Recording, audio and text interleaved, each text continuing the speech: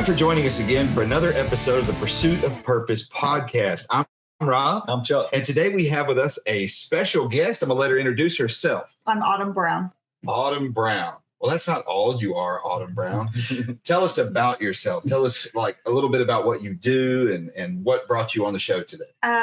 Well, I run a nonprofit organization, Southeast Texas Civilian Task Force. Okay. Done that for about the last 10 years, something my late husband and I founded, and I decided to keep going after his passing. Christian, and I serve my community in a lot of different ways, and that's what drives me. She's being modest, Chuck. There's more that she's leaving out of the story. Oh, we'll get it. So we'll get it. So from what I see on social media, oh, here we go. you're entering into the realm of a public figure. Is that correct? Yes. You're offering yourself up as a sacrifice at the altar of public office. Yes. And I can say that from personal experience. I've done it myself. Okay. So tell us what's going on in that arena. So I did legal work for 25 years and been involved in the Republican Party quite a bit over the last few years. And so I was approached with the proposition to run for Jefferson County District Clerk. It's a position I'm well within my purview. I understand the legal documents, understand the processes, and believe in the core values of the Republican Party. And so I said, sure, let's do it. Now, that sure and that okay didn't come after, it took about 8 months of praying on it, really. And through my prayers, I really felt like it's another way to serve my county. I serve on a lot of nonprofit boards. We do a lot of charity work. This is another way to serve my community. Okay. And so that's why I agreed to do it. Well, I'm curious, and I may not be the only one, but for the people out there, we'll call them voters, because we hope that people do their duty in their community and vote. Absolutely. But what is a district clerk? What do they do? What is a district clerk? What's their function? So we have district courts and we have county courts, right? Okay. So the district clerk's office is responsible for district filings, such as your family law cases, right? Or district. You've got felony criminal cases that they fall in district. Okay. A lot of people don't realize also that the district clerk's office is responsible for jurors. Jury summons, and doing backgrounds on those jurors and making sure, checking their service record and that sort of thing. So there's a lot of, it's a lot of office work. It's a lot of filing and document control, basically. But also,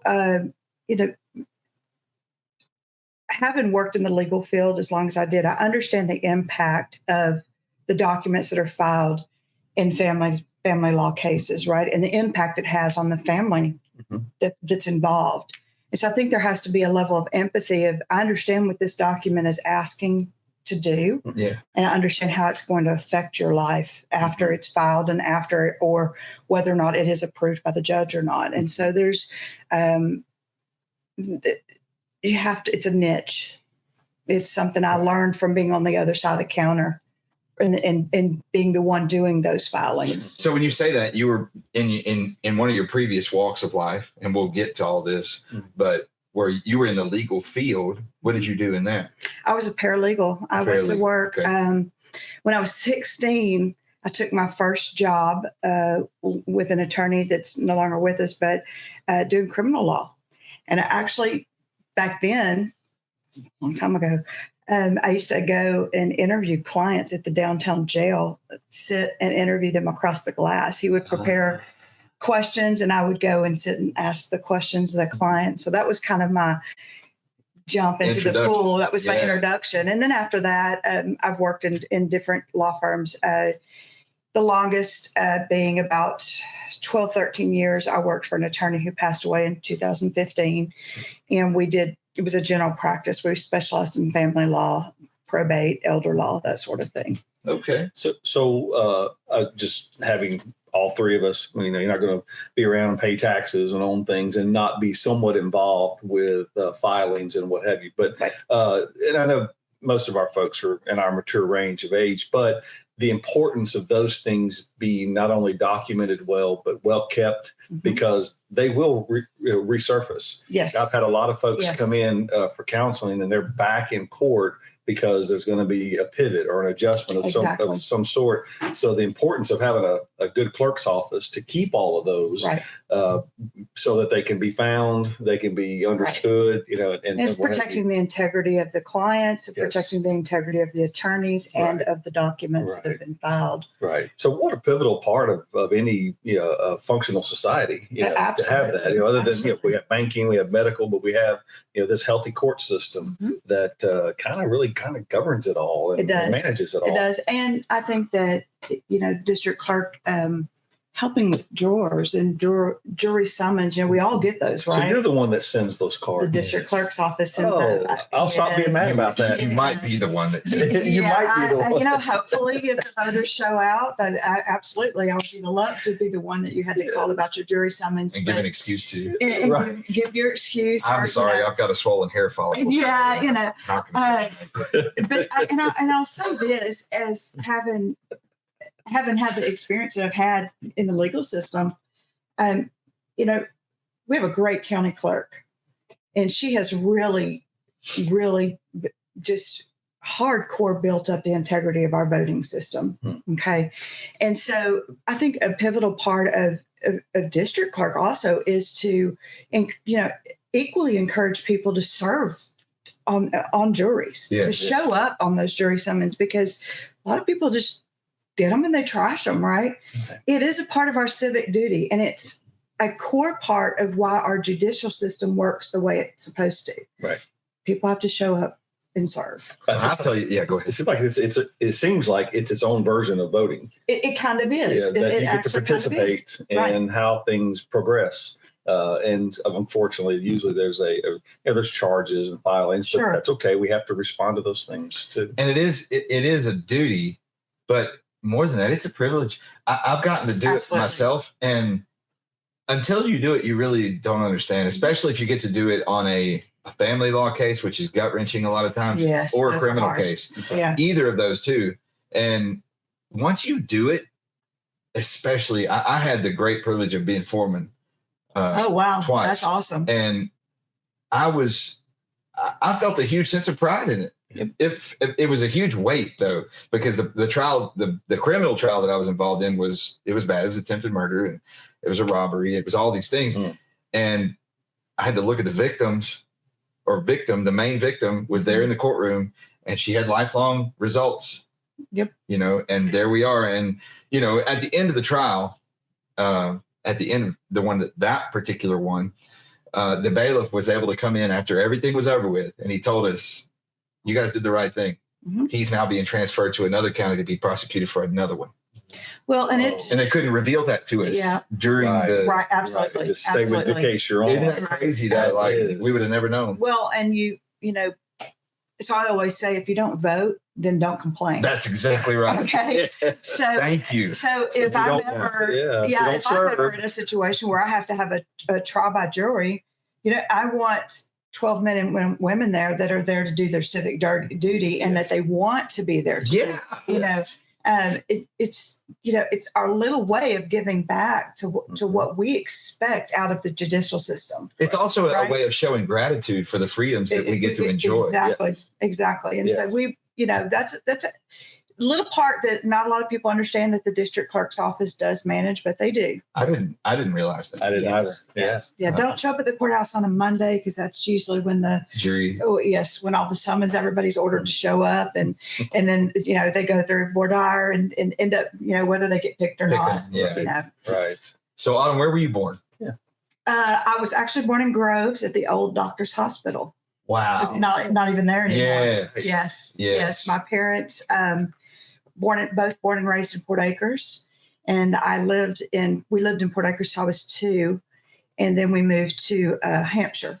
And lived there the rest of my life. Graduated high school from Hampshire Finette High School. Born and bred Southeast Texas. Yeah. Oh yes. Yeah. Very good. Loyal to the community. Yes. Yes. This is my home. All my family's here. I've raised my kids here, and Don't have any plans to go anywhere else. So in your early childhood life, well, even now, but do you have siblings? I have one sister, a younger sister. A younger sister. Mm-hmm. So you're the trailblazer. Oh, yeah. You're the experiment. Yeah. The experiment is probably what I would prefer. Yeah, I know. Yeah. Experiment is probably right. And why they had another one, I still don't know. Hey. So are your parents still with you? Like, are they still alive? My mom is. I actually lost my dad right at a year after I lost my husband. Oh, wow. Yeah. He died within a year and a week after the anniversary of my husband's passing. So my daddy's up there hoping, I'm hoping I'm making him proud every day. Well, him and your husband are watching this interview, probably poking fun. Absolutely. Elbowing each other. Absolutely. I can't believe you just said that. Absolutely. Absolutely. Yeah. So what was discipline like in your childhood home? Oh my gosh. You catch you some whoopings? Oh, plenty. Yeah. So we have I think my mom still has it. My sister may have it. My dad was a baseball coach. He's, of course, in that time, rice farming was a big deal, right? And so he worked the rice farms, and then he did construction, which in that period of time, construction was hit or miss. I can remember my dad being without work for months and months. I think the longest was 22 months. So my dad did odd jobs, whatever he had to do to be able to put food on the table and provide. And, we ate what my dad could grow or raise or kill. Mm-hmm. So there's a lot of things I don't eat now. But my dad had a very strict, he was a military man. Okay. He was Navy veteran. Okay. Mm-hmm. And so my dad was very strict, at least on me. I think my sister got away with a lot more than I would have ever dreamed of getting away with. Child, I can relate. Yes, absolutely. So, but my dad was a very fair man, and we used to have this wooden paddle. And nowadays, probably, just a lot of people will frown on this, right? Okay, Dad had this wooden paddle, and my mom would always say he was always the disciplinary. So my mom would say, when your dad gets home. Yep, I've heard that many times. Right? And so everybody that ever got paddled by the paddle got to sign the paddle. Oh, nice. Right, yeah. Okay. So run out of room on there? Yeah, a lot of kids that I went to high school with and grew up with, their names are on the wooden paddle. So that was discipline in my household. Oh, that's true. I never got to sign them. Right. I mean, my blood, sweat, and tears got on. Right. Constantly. Yeah, still got DNA all I didn't get to sign. I'll tell you a funny story. My mom had this wooden spatula. It was, I guess that's what it was, a little wooden thing. And she would, she'd whip me with stuff, but it would always break or whatever. Yeah. And I'd end up laughing. Well, when we get to the era when I had my kids, it was like if I could find a flip flop or a wooden spoon or what. But we had a paddle, and the paddle was, everybody knew about Mr. Keno's paddle. Keno was my dad's nickname, but and so if you wanted your name on the paddle without having done anything wrong, if you wanted to take a lick, you could go request to get a lick. You could wow, go. And people did it just to be cool and write their name on there. Yeah, I need to get a hold of that thing and that is awesome. And see how many of my classmates are actually on that thing. But you have to send us a picture. We'll publish it. The paddle.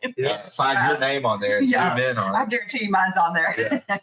So that spatula I was telling you about, we got it. My mom used to keep it on top of the refrigerator. Oh, wow. So my sister and I got it off the refrigerator one day when she wasn't around, and we wrote on it to be funny. We thought, we wrote on it, Mommy Power on the spatula, or Mama Power or something like that. And sure enough, the next time she went to whip us, she got it.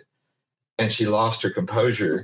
I think, she didn't. I don't even think she whipped me that time. She was laughing at it because it, we put drew the explosion looking thing, where it had the lines coming off of it on the power part. Great. So my dad kept the paddle was hung in a place that everybody could see. Oh yeah, it was the quintessence of the warning. Yeah. Right there it is. It'll come off that wall really quickly. Nice. Yeah. Nice. Yeah. So how do you think that affected you in your progress into adulthood?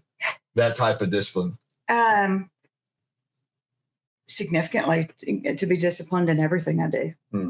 So you think it had a positive effect? Oh, absolutely. Were there any negative attributes that you think you got from that?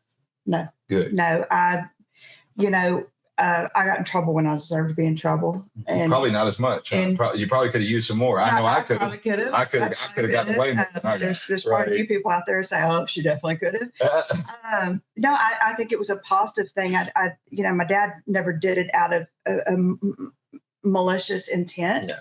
It was always to correct. If I'm coming off the line, he's going to correct. Right. Oh, yeah. And I think that paid off for me big time. Going through my life, like I said, I took a job at 16.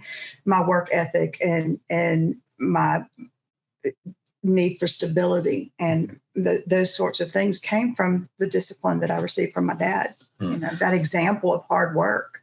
Yeah, it's good. And not just your need for stability, but your desire to create stability for yourself. Absolutely. That's more important than just the need for stability. Right. It's your desire and ambition to create it yourself. Absolutely. Yeah. And that's something I wanted my kids to see too. I looked up to my dad. I looked up for the things that he did and how he did it, coming out of the Navy and then working and literally doing any odd job he could just to pay the light bill. Yeah. That instills a really strong work ethic, because I'm looking at my dad going, man, he's out in the middle of the summer putting a roof on whatever it house, whatever it takes, Right. So, I attribute my work ethic and to my dad. Dad, for sure. Was your mom at home with y'all, or did she my mom was at home. Work outside the home? My mom didn't work outside the home until we were older. Mm-hmm. And of course, Hampshire Net has boomed, right? Oh, yeah. Since I graduated in 93, we had 90 students in our class, right? Most of the students that I graduated with were friends that I'd been in daycare with, right? We didn't leave. Back then, there wasn't a whole lot of that moving around and stuff. You see kids moving around a lot now. We started it in daycare together, and one mom would keep all the kids one time, and the next mom would keep the kids the next time. And we ended up graduating together. And so, my mom worked. My mom stayed in the home, and then later in life, she went to work in small jobs, part-time jobs, and that sort of thing. Yeah. So they both. But my mom, Okay, let me clarify that.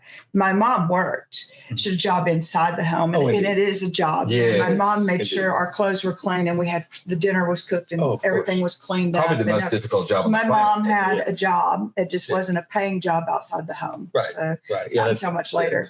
Yeah, that's the reason that I asked if she was ever outside the home. But I love that she was there for you guys, and absolutely, and it brought quite the balance. It did. It did. My parents were married 50 years when my dad passed. Had been married 50 years. So that's an example. That's the example I grew up with. Right. Right. So where's your sister now? My sister lives out in Winnie, and she has a job she loves. And I have one niece, and she works here locally at a printing company. And so, neither of you went too far from home. No. Okay. No. So how many kids do you have? So I have 2 biological children, and then my late husband had 3 children, and so you got 5. 5. I've remained very close with one of the bonus 3, and so my youngest son, my bonus son, is 21 and in the Air Force. All right. Oh, very good. Yeah. Very good. So proud of that. Yeah. Well, thank you. Yeah. Thank him. Yeah, service. Absolutely. Absolutely. That is amazing. Yeah. So what was discipline like raising your kids? Reflecting from, having the childhood you had, how did it much different? Because society's rules and society's purview of what they thought discipline should look like changed a lot by the time I had my kids. But my kids will tell you that, when the rules were laid down and the law was laid and they violated that, there was corporal punishment in the home. Okay. Mostly, and I look back and I think, mostly by their dad, because it was just kind of the way I was raised, and so dad was the disciplinarian. So that kind of happened with my children as well. And your husband was good with that. So I'll take that role. Yeah. Good. Yeah. Their dad was, I think he was raised in a similar way. So we talk a lot in our series of different formats about just good dad, good male leadership. It is. And you had it as a child. And as much as I hated them when they happened, I think that getting your behind spanked is necessary. Indeed. It's necessary. It's a necessary part of the molding, right? Right. And so my ex-husband and I both agreed we didn't have different views on what discipline should look like. Right. So it worked out well. I heard a really funny saying one time. It's pretty profound that watercraft and children are both best steered from the rear. and I mean, that's not untrue. No, I think it's extraordinarily accurate. That's perfect. And we have, in our family, we have a lot of kids. Okay. And I don't believe a single one of them has gone through life without some butt warming, Yeah. Yes. Paint their back porch red. Every once in a while, we just need a little reminder of who's in charge. So there's in counseling, I call that aversion therapy. Well, I associate pain with that. Well, stop doing that. Exactly. Oh my goodness, what a cure. So having now that your youngest is 21 and in the Air Force, what would they say if you have you ever talked to them about how they were raised in the disciplinary methods? Have your kids mentioned anything about that? So my daughter's 30. She just turned 30. She's a realtor. And my oldest son is 27. He's a heavy crane operator. Both of them carry on that same core value. They do believe in corporal punishment when it's needed. And I think that they'll tell you that, oh yeah, my dad busted me plenty of times. and they laugh about it now, of course, but I think that they respect that that's part of growing up and it's part of the learning process. And so I think that the three of them would all agree that was the right thing to do at the time. It made them who they are now. Right. Are any of them at a place where they have children? My son has a stepson. Okay. And my daughter doesn't have children yet. Of course, my 21-year-old Air Force is that. And there's corporal punishment in the home. And it's not, we're not talking about we're beating these children. No. But there's a line, of course, but hey, if you need it, you need it. That's just all there is to it. Our purpose for this segment is really about discipline. Yes. It's not so much about discipline, about corporal punishment and responsibility. That's right. And so our personal responsibility is important. Yeah. There you go. And so thank you for sharing the things that influence your self-discipline, because that's led to what you're pursuing today. To this day, you're still applying that for the next season of your career. Absolutely. Yeah. And whatever that looks like. Yeah. Right. I've told my kids that no matter how old they get, no matter when it happens, if they ever need a whooping, I'll still do it. And no matter how old I get. Right, because love will find a way. Oh, exactly. I think you could write a song about it. I think that being able to give your children a good whooping is something that God endowed on all parents. Yes. Oh, I love it. Because we have a 27. Oh my gosh. Yeah. So anyway, and he's 6'3", 6'4". He's a big guy. Mine is 6'4". Yeah. He calls me his little dad. But I promise you, and I tell him this, son, no matter how big you think you are, right, little old dad here will bring you right down to where you need to be. Yeah, that's right. Yep. That's right. Yeah. But he loves me. And I think that's a special privilege that God endows us parents with. We get to do that until the day we stop. That's right. That's right. So you talked about your legal career. Started at 16 years old. Yeah. Did you go to college? I did not. Did not go to college, and you were still able to work in the legal profession as a paralegal. That's amazing. Yeah. Well done. Thank you. You were able to make a career out of it. Were there any other endeavors that you took part in? No. I mean, by the time I married my high school sweetheart, so we got married a year after we graduated. A year after that, we had my daughter. Never had a fight. That's amazing. I'm not going to say that. Is that going to make it into your second book? You're right.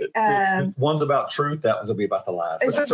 Yes, absolutely. We're not going to call them lies. It's fantasies. Fantasies, right. The dream world. There you go. So y'all married with this first child, and we worked. In fact, he was a correctional officer at the Styles unit for a long time. Yeah. Grown folks babysitter. And then ended up going into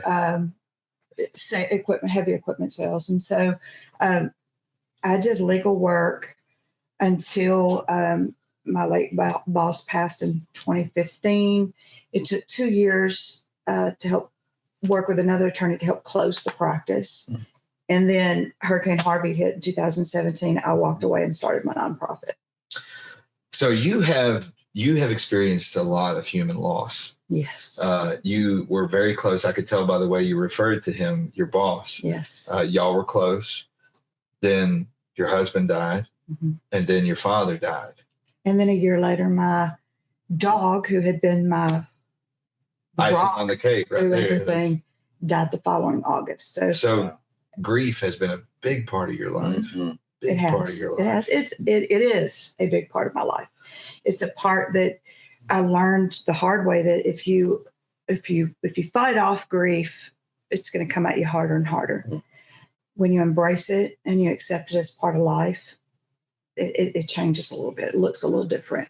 It's very profound what you just said, because it is true. Grief, it comes at us in every form, mm-hmm. from the time we receive consciousness until the time we lose it. Mm-hmm. We have grief in our life in one form or another. Sure. And it's our duty for ourselves to learn to accept it, mm-hmm. put it where it belongs, right, and build mm-hmm. with it and from it. Right. Well, you mentioned love earlier. I'll still love on my children at these older ages. We do not grieve what we do not love.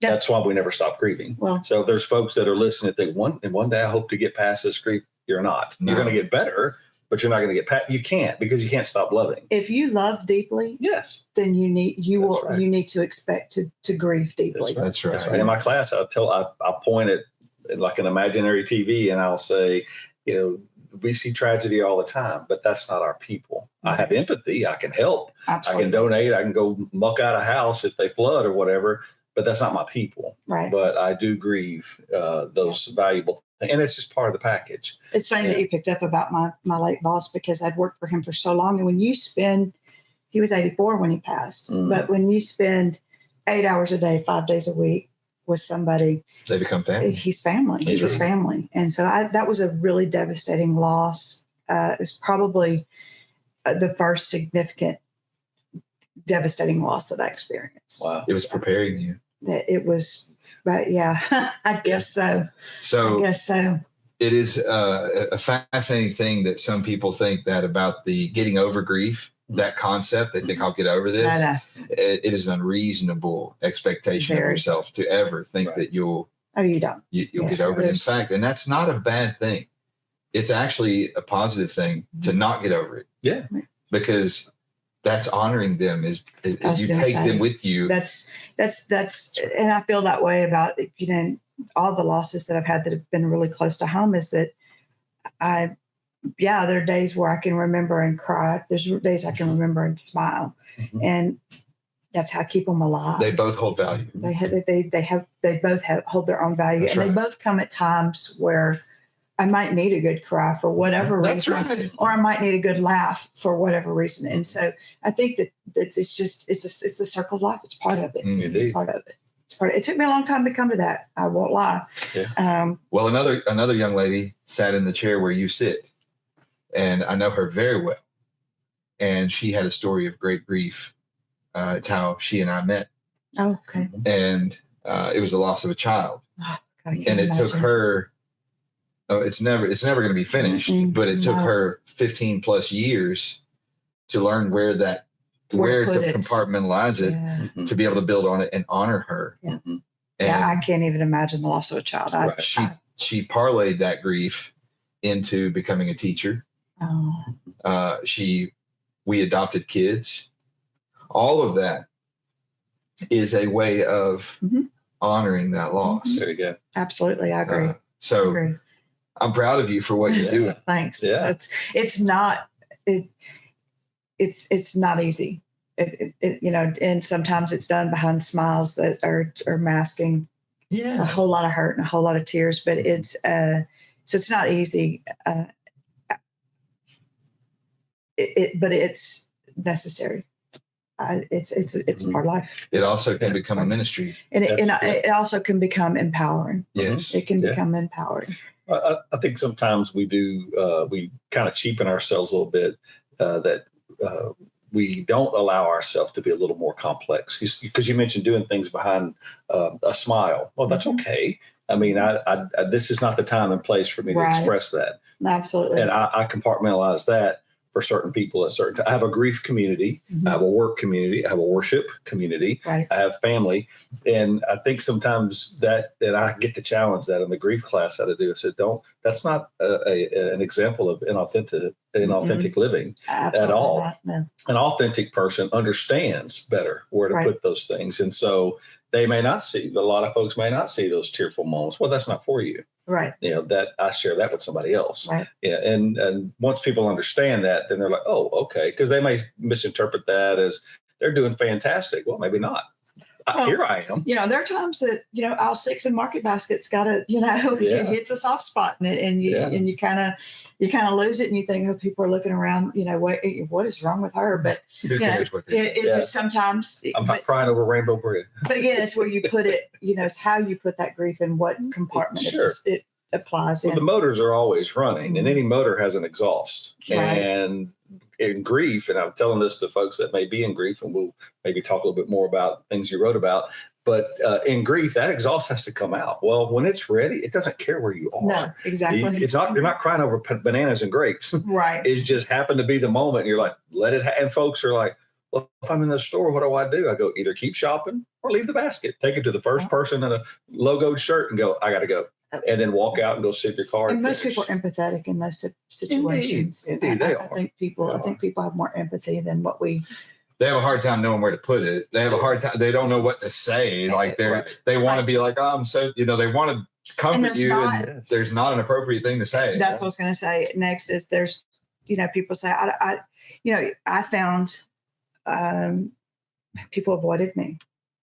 People that I was close to or that we had been close to avoiding. They don't know what to do. Because they thought that they needed to say something. Yes. And it wasn't about, it never has been about what to say. Because I don't know what to say. I mean, I've lost a lot. I don't know what to say.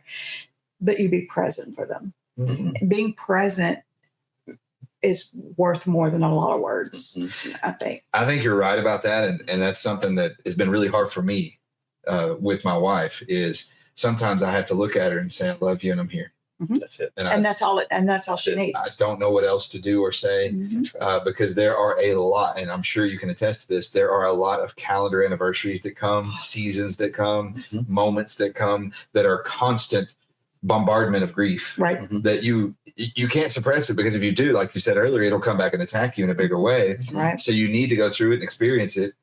And you don't know when it's going to happen. You don't sit there and look ahead and be like, "Oh, it's coming. Look over there. Yeah, I'm putting it in the calendar. Get ready." Yeah, no, you're walking through life, and then wham. Yeah. I get a lot of phone calls from folks that they're breaking down and they're hurting, and I know that they have a grief experience, and so I'll let them talk for a little bit. I go, "Here's a quick question. Is there like a birthday or something coming?" Oh my goodness, I wasn't thinking about that. My mom's birthday is next. I said, there you go.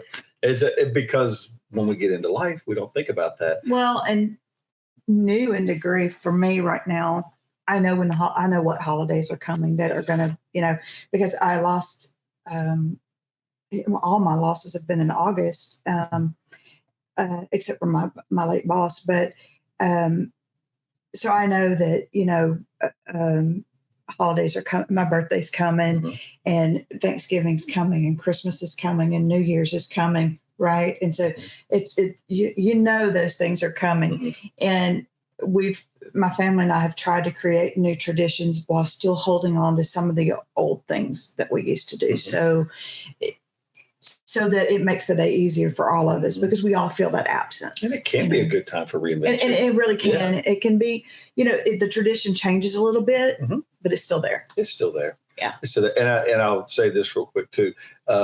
If you are going through something like grief, if you're new to it, if this is your year of firsts, if you will, don't be shy about looking for a different community. We will we'll put too much pressure on the normal people in our lives. Right, you know, well, why is my sister not calling? Why is this? Well, it's not their role. There are other people who are a little bit better equipped, and they don't even know that they're equipped. Yep. Next thing you know, you wind up in maybe a Bible study at your church, or you may wind up in a class somewhere, thinking, "Oh, this is my grief community." Oh, absolutely. I mean, I have, you know, a whole different village. Now, I had a village when my husband passed, but there were so many new people that are part of my village now that weren't part of my village when he was here. And and that's where the positive comes in. It's just, I feel like people were sent to ease that. And some of these people actually knew my late husband that I didn't even know knew him. Oh, wow. Or it may have been somebody that knew my dad that I didn't even know he knew. And they're like, I remember your dad from this or that, and it's like, wow, okay. So you were sent my direction. There was a purpose behind that, and so I do try to appreciate those for what they are. Right. One of the fascinating things that I know that you've done with your life, and one of the more difficult things, is you have re-entered into the relationship world with the opposite sex after losing your long-term spouse. And that brings with it a large amount of challenges. Yes, it does. It requires a lot of bravery, so kudos to you for that. Yeah, but it also requires a lot on his part. Well, that's what I was about to say. That is a very special and unique position for a new person to enter into a person's life who is a grieving person, who has lost a spouse, especially because they're not there to replace the spouse. And then they have the difficult task of accepting that you don't have to stop loving the one you lost. And it's, as a man, I can tell you that that's not going to be the easiest thing to accept all the time, that you hold with love the memories and cherish them so deeply. And it's not a bad thing, but that's a hard thing to be in a relationship with. I'm blessed in the relationship I'm in because he is understanding of that. And he's empathetic to the fact that there are some days that are just going to be hard days. And I may just need space, or I may just need him to sit there and understand that I'm in a difficult place. It is a difficult thing, I imagine. And he handles it very well. And I'm really overly blessed. Well, we know that he holds you in high regard. Yes. He spoke very highly of you. Yes. In his interview, but more off camera, he is very proud of y'all's relationship. Yeah, I am too. So I give you big props for that. Thanks. That's a huge accomplishment for yourself personally, just the willingness to step into a new relationship. It's and not for easy. him to accept that y'all are, I'm going to say this is going to sound a little weird, but y'all are in a threesome. You are in a relationship, and you can't help it. It's not a negative threesome. It's not like a weird sexual thing. No. But you are sharing space with two men. Yeah. Yeah. And he handles that well. Yeah. He does. Yeah. And even with my kids, they talk about their dad. He handles it well. He never met my late husband. And so, he's even said to me, I kind of wish I'd have met the guy, And so he laughs with us when we tell stories and we laugh about things that my late husband may have done. And so he's been very open and understanding that this hasn't been an easy process for me, and it's still not. But and he'll tell me his famous last words are, okay, well, let's just try again tomorrow. So if today doesn't go great, we're going to try again tomorrow. Astute. It really is. It really is. It's really selfless. Let's try again tomorrow. Let's try again tomorrow. I like the hope in that. Yeah. Yes. Yeah. Absolutely. Well, you got yourself a good one. I do. Yes. I do. Yes. I do. I am proud of and for you guys. Right. Thank you. So, do you consider yourself to be a success? Ooh. That's a tough question. I thought we weren't going to talk about tough questions. I didn't ever say that. Read that in the contract. No, that's not in the contract. I think that there's always room for improvement. Don't disagree with that. Success, career-wise, family-wise. I think that can be defined in so many different ways. That's why it's asked the way that it is. Yeah. Very open-ended. It's a very intentionally. Open-ended, yes. So what is your definition? Well, I like to think that I've been a good parent, but I'm sure there's areas I fall short, and I acknowledge that. Does It's like, failure prevent someone from being a success? no, Okay. I don't think so. So keep going. Am I a perfect Christian? Am I successful in my Christian life? I work at it every day. What's the measure of success for a Christian? What's the measure of success? What is it? Do you know what score is? I don't. You're witness. I'm trying. But if you bring people to the kingdom, you are a success. Yeah. You're doing the commission. I wouldn't say that I'm a failure, but I think that I aspire to do better or to do more. Would you let me encourage you a little bit? Sure. So let me tell you what I hear. This is what I hear. Okay. We've only just met. I've never met you before this. I've heard about you, but never heard from you. But what I hear from you is a person of great confidence, enormous accomplishments, and bigger than what you realize success in life. Maybe. You have been involved in the raising of 5 kids. You went into a legal profession without proper or formal training. You were committed enough to yourself, to your life, and to your future, ambitious enough to follow through with that. And you have lost some great losses, and you honor every one of them daily. What better measure of success could there possibly be? Right. And then you've had the bravery to enter into a new relationship with a man, and you're offering yourself for public service. You are like, yes. When most people are winding down. Yeah, people have no idea what that means. So what you're doing is you're offering yourself into the public light for scrutiny, criticism, and what little bit of support that comes. Mm-hmm. Because that's what we all hope for when we throw ourselves out there in the public eye to say, vote for me. You hope that you get support, but you feel all the little stats. Oh, yeah, absolutely. Yeah. Everyone. And absolutely. To me, what I just described is a person of great success. I appreciate that. And we didn't even talk about this yet. I appreciate that. So what I would challenge you to do, and what I hope you'll hear in what I just said, is own that story. I challenge you to own that story, because that's the story of you. That's the story of Autumn Brown. Did I miss anything? No, Did I lie about anything? I don't see myself that way. Okay, well, we need to change that. And I think that's why I don't see myself that way. You just describe yourself that way to me. May I ask you this? I still look at myself as a work in progress, constant work in progress. The most successful people are. Yeah. As Rob just basically encapsulated that story of success that is still being written, is that in a similar fashion? Would you offer that to the people you care about? Absolutely. Then there's. I love asking this question. Then what's the reason you would disqualify yourself from having that same explanation? Is there any reason to disqualify yourself? No, I appreciate your humility. It's humility. I don't look. I wasn't ever raised to look at myself and go, "Oh, yeah, look at me." Yes, right. And I still don't. But yet, we would encourage our kids to do that. I would absolutely. Absolutely. So embrace it. I will. Okay. Thank you. The challenge is to have confidence. Yes. And you are a confident person. Yes. Do you believe that? To some extent, yeah. Yeah. You're a confident person. If I needed someone to file some legal stuff for me at the clerk's office, is there a better choice than you? No. See, there was no hesitation. None. That was confidence. Yeah.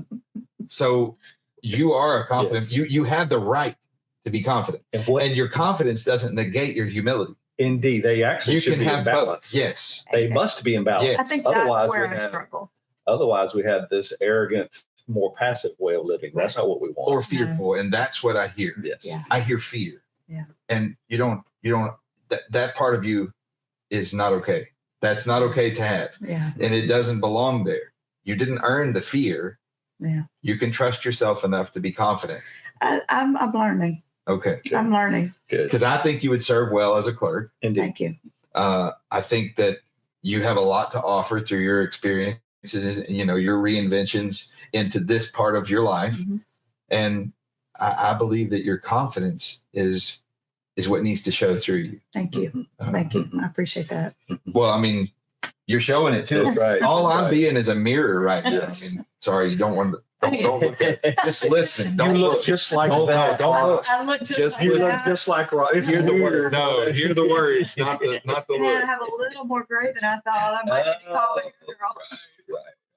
No, but honestly, what we hope for you is now your friends and hopefully get to visit more and see more of these successes, if you will, is that you get yet another opportunity to serve. In listening to your story, that's been when you're at your best. That is absolutely when I'm at my best. Yes. And I think with our task force, no one, I have 3 ladies, believe it or not, it's just 4 of us that do the physical work. And of course, I've got a board of directors.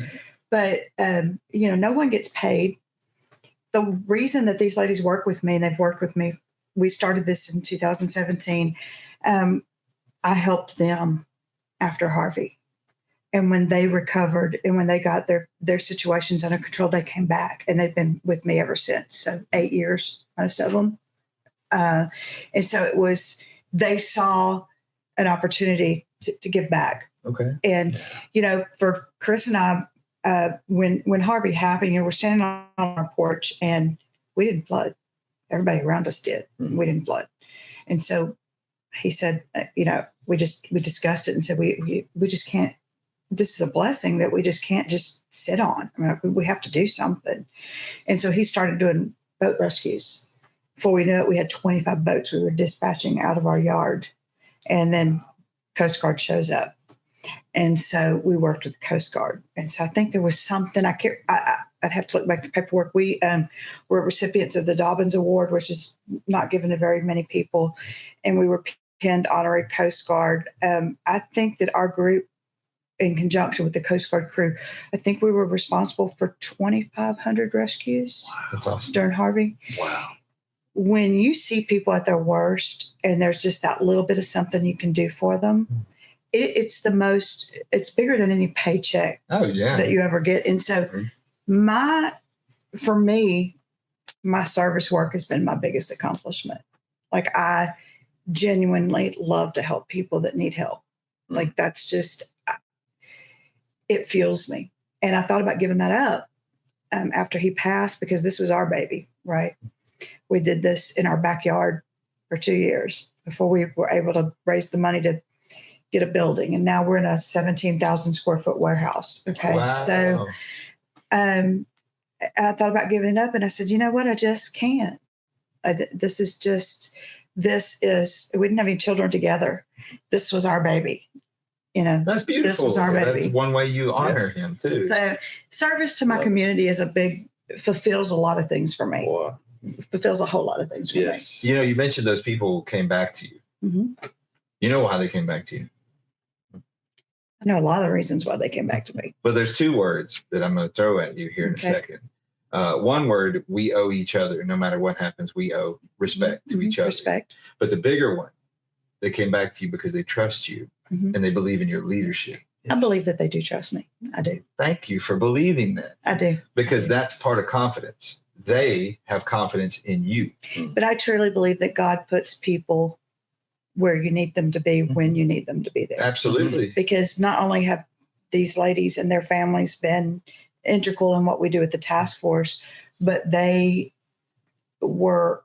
my chosen family. So when I went through all these things with my husband and my dad and my dog, even, I mean, those were the people that showed up, and they were the people that, kept throwing the line down that dark hole going, here, we got the line for you, and that's huge to me. And that's just a small version of how we see God at work. Mm-hmm. Those people were put in my life for a reason. And they were put there back in 2017, 2018, unbeknownst to me why. Right. That's just how it worked out. Sure. Them too. But they found the bond. Yeah, it's there. Yeah. It definitely is there. That's beautiful. Yeah. Thank you. So here's another one of those big open-ended questions. Okay. So when you leave this life, when your time on this earth and in this existence is finished, what do you want your legacy to be? I want my kids to be able to stand up in a crowd and say, that was my mom. Don't we all want that? Well, I don't want to be a mom, but yeah, that's what I want. I want my kids to be able to stand there proud and say, my mom did that. Yeah. That was my mom. Right. That's my legacy. My kids are my legacy. The example that I set for them and the people that I hope that they be. At the end of the day, I want them to be able to stand there and say, that's my mom, and be proud. And that's a level of immortality. There's nothing wrong with that. That's beautiful. Mm-hmm. Very good. It is. Very good. Well, you're creating legacy elsewhere as well, more than just your kids. I mean, that the civilian task force and the way you're honoring your husband, and everything you're doing has legacy impact. Mm-hmm. And then, especially like if you end up serving as an elected official, there's legacy in that as well. Yeah. Right. So the more you continue to remain an honorable person, the more of that you'll create. Something my daddy put in me is that, integrity is everything. And I hold my integrity in high regard. That's one of the things that I'm most proud of is my integrity. And if I can keep that till the day I die, then I've done him proud for sure. For sure. Thank you. And in that same spirit of installation that your dad gave you, I'm gonna ask my question, but I want you to be. You're about to give a response. You're going to give it to them. Okay. And you're going to be talking to, say, maybe go back to like when you were talking to a 16-year-old, maybe a preteen, maybe an early 20, and they're kind of looking for a little bit of identity and purpose. Okay. And something, if you just had maybe one or two or three phrases to say, here's a little advice that I've learned over my 5 decades of all the things that I've been through that I would want you to consider, to think about at this young age that I think will help you on your journey. What would you tell them? My favorite quote, Mark Twain. The most important days of your life are the days you were born and the day you find out why. Keep the why. Keep the why. Keep the why. In all things, keep the why. You'll figure it out. It'll come to you. It came to me when Harvey hit, and we were able to help as many people as we did. And I realized at that point in my life, I had not done service work. And so that landed on me. And here we have this huge nonprofit now that was the why. That was the why. And so I think I would say never underestimate what you're capable of. Challenge yourself every day. Challenge yourself to be better. Challenge yourself to work harder. But always keep those goals just right outside of your reach. Because if you keep them right outside of your reach, you keep striving for them. And I think that young people give up too soon. And so I would encourage anybody, young, old, middle-aged, whatever, that keep those goals just outside your reach so that you can keep striving to meet them. And what she means by that is each time you accomplish a goal, each time you grow into a goal, set a new one that's beyond where you are. Yes. Right. Keep going. Right. Keep chasing it because it's not going to chase you. Yes. Your dreams are not going to chase you. You chase them, they're not going to chase you back. Yeah. So just keep chasing them. When you were a kid, what did you want to be? A lawyer. Look at you. And you ended up going into it may not have been exactly what you thought it would become, but do you think that your kid self would be proud of the you that you became? I think that she, so I suffered a terrible loss. I was in 8th grade. A girl that I was really close to, my family was really close to, was 18, about to graduate high school, and was murdered. Oh, wow. And it took 4 months to find her remains. And when I watched, I was old enough to process the legal, that this man who they finally arrested for her murder was going to go to trial. And so I was old enough to understand the process of all of this, right? Absolutely. And Bo Harka was prosecuting attorney at that point. And he made a very big impression on me. And that whole case and that whole situation made a deep impact, a very impactful situation for me, not just because I was so close to this girl and I loved her so deeply and I looked up to her, but because of the way he handled the process of bringing the man to justice, that's what sparked. I want to do that one day. And of course, I've never been a prosecutor, and I didn't get to go to law school. But the way that I could help was to be the person behind the scenes that was helping accomplish the That's goals. no less important. That's right. It's not, Right. and it's and I think that if the young girl that I was then could see me now, I think she'd probably be okay with I think what she'd be she's very saying. proud of you. I do too. I think she'd be okay with it. Yeah. I really do. Well, and you got to see Bo doing his work, and you probably had an idea that there were people helping him, probably a team ssitting around, but not really knowing until later that huge team behind him. That's including law enforcement, and their all of it, all of the things. And so now you got to be a part of all that. Did you get to know him later? I did not. Okay. Unfortunately, I did not. But he is that scenario, that whole case is from that point forward, I said, I'm going to be an attorney. And of course, we were a very poor family. So it was no college, wasn't, and so I was afforded the opportunity to work under an attorney who taught me. And then I went on to work for other attorneys. And I kept chasing that goal, kept learning. And so I did my part. I feel like I'm okay with not having gone to law school. Well, yeah. I'm okay with it. I'm okay with it. You went the direction you were supposed to go. I went the direction I was supposed to go. Yeah. And you have definitely impacted lives and helped other people. I hope so. Pursue their purpose. So. And I'm sure that there have been some legal outcomes that wouldn't have been accomplished had you not been in the position that you were in. Maybe so. And that's huge. Sure. That is another part of your legacy. The day you figured out why. It's paying honor to her. It's an honor I paid to her. Yeah. She inspired that, and I through terrible circumstances, but that was how I remember Lisa was. She was what inspired me to go into legal work. Mm-hmm. Not much better way to honor someone. Absolutely. You lived your life. With 25 years. 25 years legal work. That's beautiful. Yeah. So on our table, I already held it up once, sits a work of yours. Mm-hmm. I can't just call it a book because that just seems like a cheap thing, but it's a work. It's something that you did to honor yourself, your experience, and people you lost in your life, right? Mm-hmm. So tell us about this.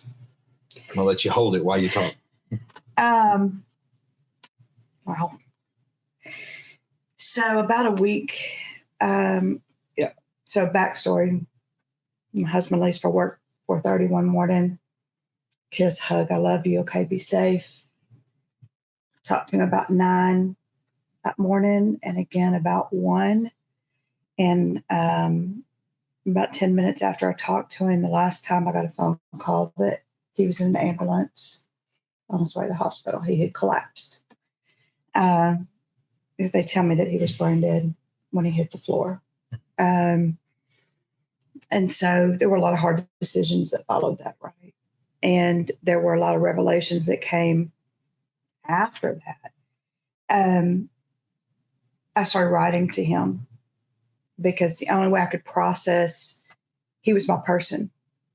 And those everyday stupid texts or just, hey, how you doing? Or you miss those in a way that you don't realize that you will. I'm going to tell you that those are things that you really need to pay attention to. Listening to him snore at night or just the stupidest things that you miss. So I started writing to him as a form of therapy. And of course, I started grief therapy. And they said, well, journaling was a good way of therapy. And the journaling turned into this. So I worked on this for 2 years. Book 2 is in the works. Because again, grief is not linear and it doesn't end, right? So it changes, but it doesn't go away. That's right. And so this was very deeply personal. And some people might say that I shared more than maybe I should have about the things that went on in our life and our marriage. Well, then maybe those parts aren't for them. Maybe they're not. But the goal with this was I went into a really deep, dark place, and I felt like I was the only widow on the planet. I was the only one that was 48 years old and had lost her husband, right? I wanted this to be something that the next 48-year-old could pick up and go, okay, I'm not alone. That's profound. That is good. And I wanted, the purpose of this was to help people get through those things. You have these things that cross your mind and you think, I'm losing my mind. I'm crazy, right? For thinking this or questioning this. And you're not. It's just part of the process. And so I wanted this to be something that people could pick up and go, wow, okay, I'm fearful. Mm-hmm. And it's okay to be fearful, or just so I wanted this to reach somebody that needed it. Mm-hmm. That's the purpose Make of this. someone feel normal and not alone. To feel not alone, because that alone, and we talked about earlier, there may be people around, they don't know what to say, but the idea is be present. And that's the most you can do for somebody that's lost close and deep, is be present. Right. And so this is me attempting to be present for somebody else that might need it. Sure. For somebody else that's been where I'm at. Sure. Well, you didn't know this ahead of time, but the man to your left, he's a specialist in grief counseling, grief therapy. Oh. Yeah. And he has a grief group. Okay. And this may be something that may be of use. Yeah. To his absolutely. Group. Definitely be sharing that. Thank you. I would be interested in your thoughts after you read it. I certainly will. Yeah. I certainly will. So we are very proud of you. Yes. Thank you. For your bravery. And I tried to be very candid because I wanted people to understand that I'm just a normal, ordinary person that went through something difficult. Mm-hmm. And if I can get through it, anybody can. My first book signing, my first official book signing is this Sunday at my church. All right. And that was done purposely. My church and the people in it are who saved my life. My pastor, just my church family. I mean, we're talking people that would come and drop soup at my door. Maybe they didn't know me. I live in Nederland, so there are 5 churches within any block of me, right? Trip and fall over 3 churches. Exactly. I drive 35 minutes to Finette to go to church. That church saved my life. Yeah. That church changed my life. Yeah. And so the first signing is there because it's symbolic of, I want to give back to the family that gave to me. That's the word. When people say things like, that's my church family, that's what they mean. But it is. Yeah. It is. It is. You said something interesting, and I just wrapped up. My class is a 7-week class. Number 7 was just last night. And so it's kind of some closing remarks, and I can go more into detail on other formats as to what all we do. But by the time we get to the end of what is approximately a couple of months, as I'm talking to the people who are Zooming into the class, and I don't really have any clean examples, but I'm talking to them. I said, understand this. I'm not really talking to you at this point. You're 2 months into this. Mm-hmm. You get where we're going. Mm-hmm. I'm not talking to you. I'm talking to them. Mm-hmm. And I'll say, who's them? And the smart ones who've been around a while, they'll go, the people we're going to come in contact with. Exactly. The next generation, because they're coming. Yeah. They're already eligible for this class. Yeah. And you will have things to share with them. That's what you just said. This entire book is not really for me. I mean, it's a bit cathartic, but really it's to pay it forward to the people who, unfortunately, they're going to be members of this club. And there's this chapter in there about being, we fight and we struggle starting as early as grade school. We want to be part of these cliques and we want to be part of these clubs. Yeah, not this one. I can assure you that this is not the club you want to be part of. Okay. And there's a chapter there about that only the people, it's unfortunate. And I hope to change that. Typically, and as a grief counselor, you know this, if you're not a member of the club, you don't understand the club. That's right. And so we touch on that a little bit in the book. And so what became, what were letters and I to this day still write to Papa every night. Okay. And that evolved. That went from writing to my late husband to writing to Papa. Okay. Mm-hmm. And so that evolved into memoirs of sections of what my thought process were at different times during this process. Oh, I believe it will resonate beautifully. I believe, especially to the wives and daughters, but it could be others also, but they'll be like, that's what I think. Thank you. For one person. Yeah. If it reaches one person and keeps them from being in the place I was when this book started, right. I've done exactly what I intended to do with that. Right. I love the word journey. Yeah, because it's a journey. Yeah, which doesn't end. No, it doesn't end. Good for you. Thank you. For those of you out here, for in our audience that are listening to us talk about this book, it's called The Raw Truth: A Widow's Journey by Autumn Brown. Where can they find this? Amazon. I've got a website up. There's you can look on Facebook. It's globally available on apps like Kindle, Barnes and Noble. It's everywhere. It's everywhere. I have to just Google it. Have you done the audio yet? I have not. We got to do that. We got to do that. They've asked me to do it. I'm not quite sure I'm a place in my journey where I can. But the audiobook will be coming. That's the marketing people really want the audiobook.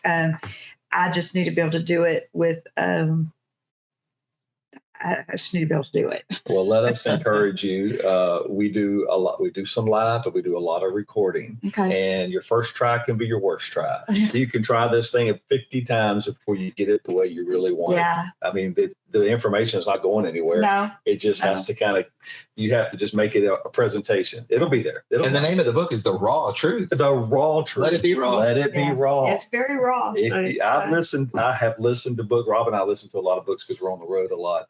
And that seems to be the best format. And I've heard people get emotional and they chose to leave it in. They didn't go back and edit it. It connects. And I think that was kind of what I've been afraid of with the audio is that, just the other night, actually, I sat and I read the book cover to cover because I wanted to step outside of myself and kind of go, what is Joe Blow that picks up this book? How are they going to read this and how's it going to flow for them? Mm-hmm. And of course, we went through that multiple times through the publishing. And I was, and when I put it down, I thought, wow, he really did this. But whether or not I can speak it out loud is still a little iffy about that. I'm big on challenges. I love to challenge people. I'm going to challenge you with this. The first time that you listen, you read it cover to cover, but the first time you listen to your own voice saying that book out loud, it will instill a great confidence and a sense of accomplishment in you that is undescribable. I hope so. I have an author friend who told me that. He was like, I put my heart into that book and I wanted to know what other people, how they receive it. And I couldn't really get that just reading it because when I read it, I'm reading ahead in my mind because I know what I wrote. Exactly. But when you listen to it, it's different. Audiobooks are the thing. I know a lot of people prefer. That's how we especially people that are on the road a lot. And so there's been a big push to do the audiobook. And so I'll keep you guys posted. That's one of those goals that you set out here and you keep saying, I'm moving toward that goal. Yes. I'm moving toward that goal. Yeah. Well, let me say it's been a great honor and privilege to have you with us. I have a final bit of questioning that I do for every guest. Okay. It's my favorite. It's my favorite question that I get to ask. I get the privilege of asking anyone. And I love it because the responses are so valuable. Yes. But Chuck, is there anything that you have that you'd like to ask or say? Just to compliment, thank you. I thank you for really everything that you've matured into, from a little girl going through those experiences at 13, 14 years old. I mean, in childhood, but that was, you found a moment that changed the course of your life, whether you perfectly realize it or not. And you have followed that with trust and with faith. Thank you for bringing your faith along the way. And I think that's still continues to make a big difference. And I do think that you will get those positions where God wants you to be. And if he put it on your heart to pursue clerk, it'll be there. In some form or fashion, it'll be there. And I don't think you will ever stop serving. And I appreciate that. Thank you. Yeah, thank you very much. Yes. I definitely will not stop serving. Indeed. And I'll say this, that if it is not in the cards that you win the position, that you're not, if it should so happen that the people don't elect you as clerk, I believe that through that experience, there is a purpose. There is something in there that you're going to gain from this experience that's going to parlay into the next. Well, it's not going to stop me from serving in other capacities either. It's a challenge, and if it's meant to be, it will be. And even that's been just something I've had to learn the hard way. Right. And so, if it's meant to be, I'm going to do the best that I can do, and give it everything that I've given everything else in my life. Indeed. But if it's not, then there's going to be something else. God's going to say, okay, we weren't meant to go that direction, but we're going to go this one. Yeah, right. So I trust that. I do. I trust that. So before I ask my question, is there any final words you'd like to leave for the audience, other than buy your book? Buy the book. Buy the book. Find it. I will say, if you buy the book, you read it, please leave me a review. I'm really interested in the feedback, and I really want to find that one person. If it's just one, I really want that. Right. Well, we are proud of you. Excuse me. We are proud that we were able to showcase you and your life and your journey on our show. Thank you. Thank you for sharing. So my favorite question, if you could go back in time. Ooh. Yeah. That's a long time. If you could go back in time and you went back to your younger self, let's say after the loss of your 18-year-old friend. Okay. So that happened when you were in the 7th or 8th grade, you say? Yeah. 83. Yeah. So let's put you a little beyond that. Let's put you in your sophomore year in high school. Okay. Right? 16 ish. And you could give yourself some advice, just some profound wisdom that you could whisper in your own ear. What might you say to your younger self? Stay the course. See? Do you know what you just said? Because I'm going to tell you just real quick, I wouldn't change anything about my life. I love that. I do too. But do you know what you just said? You just said you're confident. I was so hopeful that that's what she would say. Right. And did you know that almost every person that we deem successful, every time we sit someone in this chair, they've already earned the right to be called successful in some way or another. But every person, almost 100%, have said the exact same thing. Really? From the highest famous to the typical everyday Joe, you have the same answer. Right. So what does that say about you? Well, I think it says that everybody should stay the course. Okay. Rest in your confidence. Yeah. Everybody should stay. Yes. Yeah. And like, know yourself, believe in yourself. You've earned it. Right. I appreciate that. Yeah. I appreciate that. Well, thank you so much. Yes. Thank you. Thank you for being a part of our show. Did you have anything else you'd like to say? No, I'm good. All right. I've said plenty. Well, ladies and gentlemen out there in the audience, thank you for joining us for another episode of the Pursuit of Purpose podcast. I'm Rob. I'm Chuck. And today we've had with us Autumn Brown. And make sure you check out The Raw Truth, A Widow's Journey. You can find it on Amazon or wherever you find your books. And thank you for allowing us to become a part of the pursuit of your purpose. We'll talk soon.